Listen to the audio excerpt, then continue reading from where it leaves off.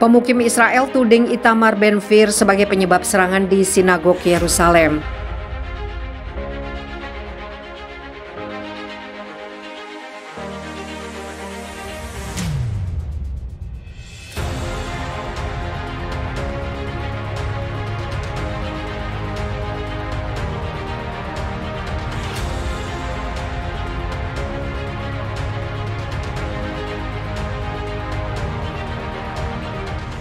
Pemukim Israel menuding Menteri Keamanan Nasional Itamar Ben-Gvir sebagai penyebab atas serangan mematikan di sebuah sinagog di Yerusalem Timur. Ben-Gvir tiba di lokasi penyerangan tetapi dia disambut dengan teriakan dan umpatan dari para pemukim yang marah. "Ada dalam pengawasanmu, mari kita lihat apa yang kamu lakukan sekarang," teriak seorang pria dilaporkan Middle East Monitor.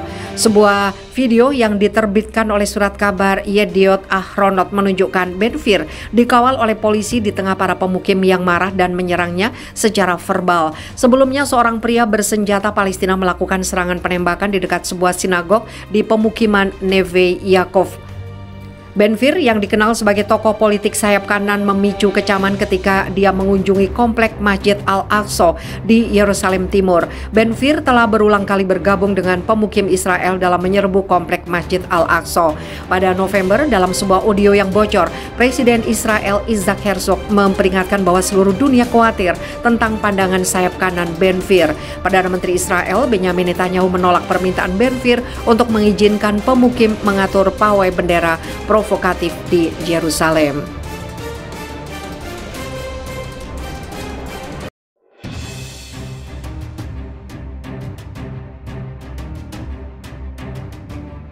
Tujuh orang Israel tewas dan beberapa luka-luka ditembak seorang pria di Yerusalem.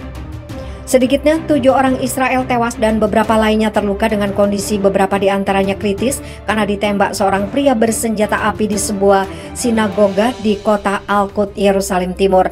Dilaporkan kantor berita AFP, sebuah mobil berhenti di depan sebuah sinagog, kemudian seorang pria bersenjata keluar darinya dan melepaskan tembakan.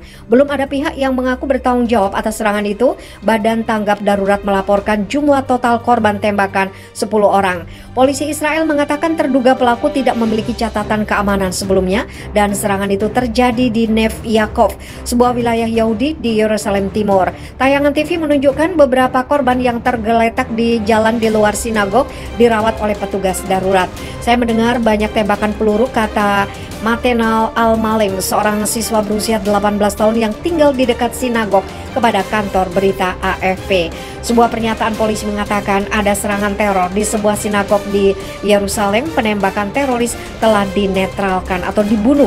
Serangan itu terjadi menyusul serangan mematikan pasukan Israel di tepi barat sehari sebelumnya di kamp pengungsi Jenin yang menggugurkan 9 orang Palestina ketika puluhan tentara Israel menyerang sebuah rumah yang berisi tersangka pejuang hingga terjadi kontak senjata sengit selama beberapa jam. Para pejuang Palestina di Gaza kemudian menembakkan roket dan Israel melakukan serangan udara dalam semalam. Faksi pejuang Palestina termasuk Hamas, Jihad Islam Palestina, dan Front Rakyat Pembebasan Palestina memuji serangan yang menewaskan 7 orang Israel di Yerusalem, menyebutnya balasan yang wajar atas kejahatan pasukan Zionis di Jenin. Serangan militer Israel telah menjadi pemandangan sehari-hari selama setahun terakhir dan menggugurkan sedikitnya 200 warga Palestina yang terdiri atas pejuang dan warga sipil. Di pihak lain, beberapa warga dan tentara Israel juga tewas diserang Palestina di Israel dan wilayah pendudukan. Penembakan di Yerusalem kemarin terjadi di tengah eskalasi ketegangan. Sementara sumber Yerusalem mengatakan bahwa puluhan ribu jemaah menunaikan sholat Jumat di Masjid Al-Aqsa meskipun tindakan militer diberlakukan secara ketat oleh otoritas penduduk Israel. Departemen Wakaf Islam di Al-Quds memperkirakan sholat Jumat di Al-Aqsa diikuti sekitar 70.000 jemaah datang dari Al-Quds sendiri dan berbagai kota juga daerah di wilayah pendudukan tepi barat. Usai sholat Jumat, jemaah berdemonstrasi di Masjid Al-Qibli dan Masjid Al-Sahra serta mengutuk pembantaian orang Palestina yang dilakukan oleh pasukan Zionis di Jenin.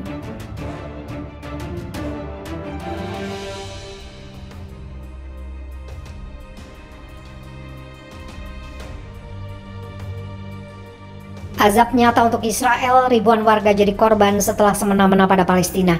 Ya, mungkin inilah yang bisa menggambarkan apa yang terjadi pada warga Israel ketika sebuah sirine di seluruh kota mengaum di ribuan warga Zionis berlarian kabur ketakutan mencari pertolongan. Hal itulah yang sama seperti apa yang dilakukan oleh warga Palestina ketika si tentara Zionis datang dengan serangan tiba-tiba, bahkan memblokir warga melakukan ibadah di Masjid Aqsa, masjid yang merupakan tempat suci menjadi kebanggaan seluruh muslim di dunia.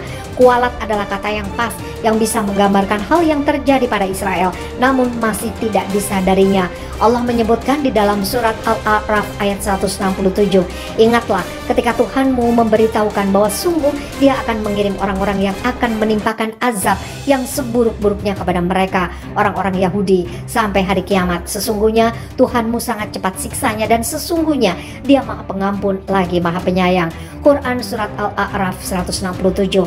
Pada ayat itu Allah memberitahu bahwa Allah akan mengirimkan orang yang akan menimpakan azab terhadap kaum Yahudi. Azab itu seperti kehinaan dan kerendahan, termasuk pula kewajiban membayar jizyah atau pajak.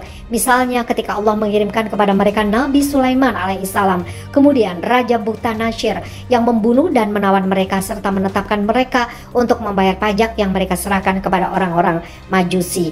Kemudian orang Yahudi itu berada di bawah penindasan raja dari Yunani hingga diutusnya Nabi Muhammad SAW. Kemudian juga menetapkan pemungutan pajak dari mereka. Mereka senantiasa dalam kehinaan di bawah kekuasaan orang lain. Musafir menyebut kata ta'azzana adalah berwazah tafa'ala, merupakan kata kerja dari al-zaunu yang berarti memberitahu.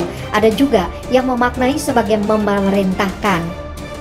Sampai hari ini kiamat orang-orang yang akan menimpakan kepada mereka azab yang seburuk-buruknya, yaitu disebabkan oleh kemaksiatan dan pelanggaran yang mereka lakukan. Selanjutnya, inna rabbuka yasari'ul iqab, sesungguhnya Tuhanmu amat cepat siksaannya, yaitu bagi orang yang berbuat maksiat. Wa innahu laghafurur rahim, sesungguhnya Dia adalah Maha Pengampun lagi Maha Penyayang bagi orang-orang yang bertaubat. Oleh karena itu Allah banyak menyandingkan antara targhib pembangkit harapan dan tarhib pembangkit rasa takut, agar jiwa manusia tetap berada di antara rasa berharap dan rasa takut